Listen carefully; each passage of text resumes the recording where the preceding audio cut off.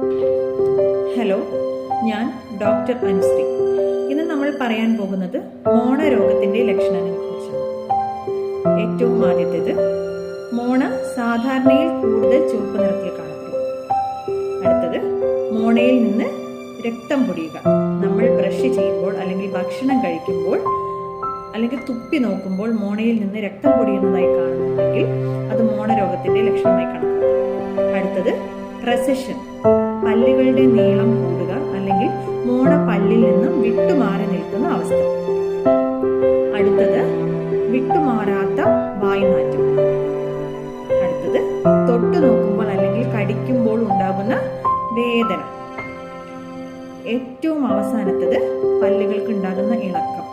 മോണരോഗം മൂർച്ഛിച്ച അവസ്ഥയിലാണ് പല്ലുകൾ ഇളകി തുടങ്ങുക.